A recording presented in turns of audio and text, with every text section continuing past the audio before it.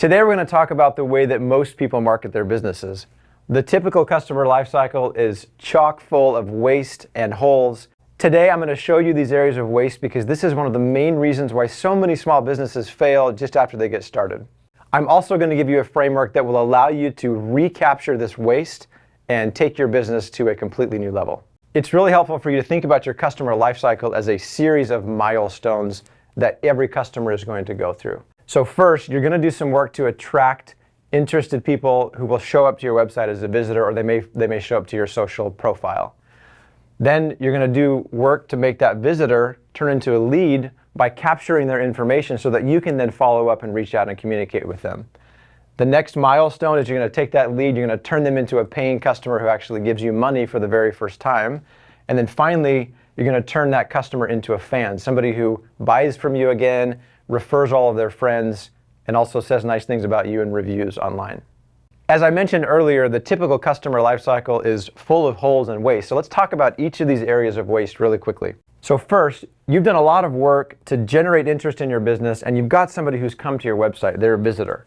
But too often what happens is if the person isn't ready to buy today, that person ends up leaving our website and they're a completely lost opportunity. We have failed to turn them into a lead. It's a huge area of waste. The second thing that happens is we may actually have really, really good leads, but unfortunately, because we're not following up very effectively, we're failing at the opportunity to turn that lead into a customer. Another huge area of waste. And then finally, sometimes we get a brand new customer, we're so excited that we have this new customer, we run back up to go find more customers and we forget to turn that customer into a fan. And so we have another huge missed opportunity, and we've got potential fans now sitting in the trash can, which isn't good for anybody.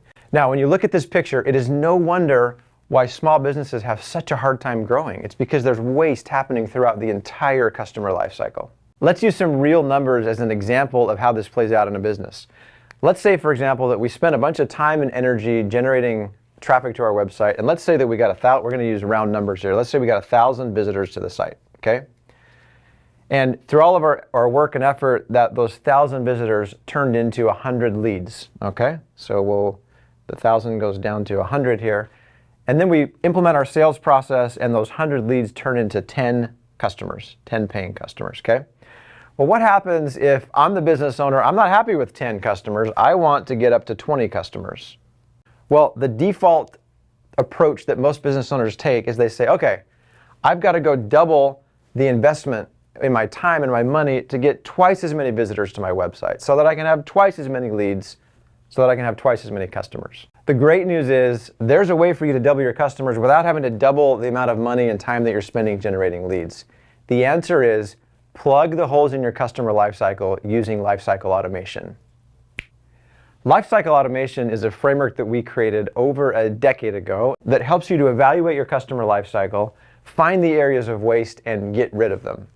Like every great sports team has a playbook, your business needs a Lifecycle Automation playbook, and what that is it's a collection of plays, think of these as sales and marketing tactics, that you're going to use to plug each of these holes. Now, in Lifecycle Automation, we have 3 phases: collect leads, convert clients, and create fans, and your plays are generally going to fall into these categories. So let's walk through a few examples. So remember all these website visitors that are basically just going to the trash can? What could we do to solve that problem? Well, we're going to put a play in place that essentially bridges the gap here, okay?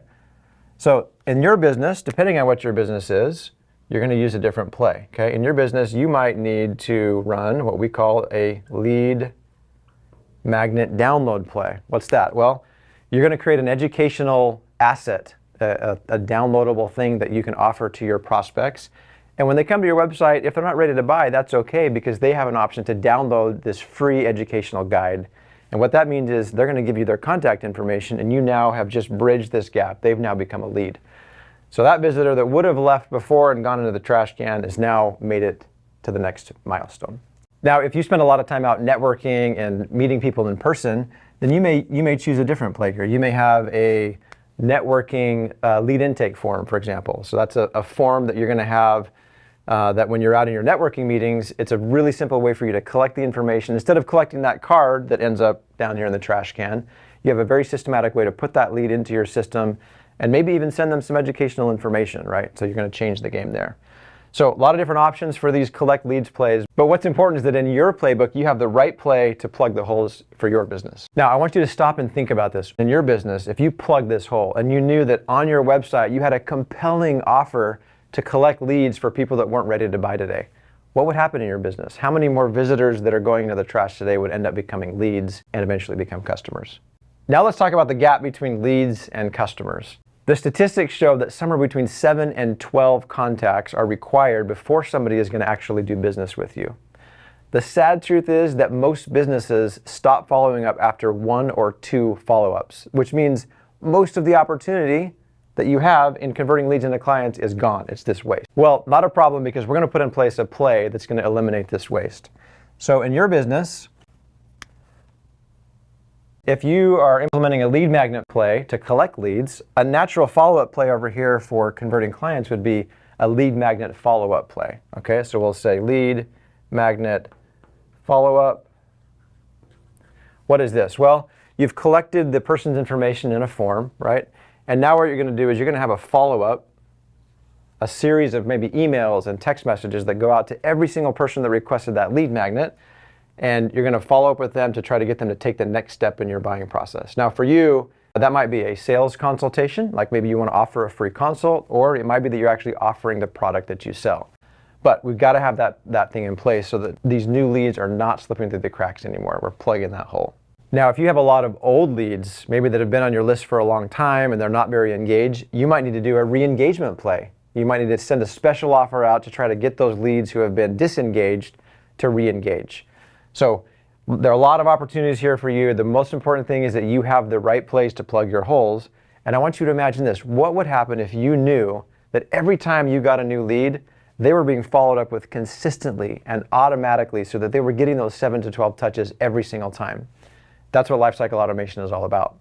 The last area we've got to focus on is making sure that our one-time customers always become fans. Here's a scary statistic. Up to 65% of people who claim they leave one business for another say that they do it because of indifference. It's not because they had some horrible experience with the business or they hated the product. There just wasn't ever a relationship established. It was just a kind of a meh experience. We're never going to let that happen in our businesses again, because we're going to put some plays in place, okay? Every one of you needs to have a new customer welcome and wow play in place. So new customer welcome and wow.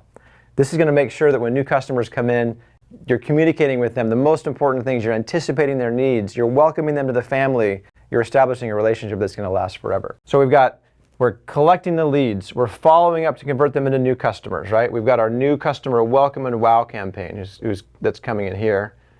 And then we know we want to turn these one-time customers into repeat sales, so we can also add plays over here that would generate repeat sales, referrals, and reviews. So I want you to just stop again and imagine your business. Imagine what would happen if you started to plug all of these holes.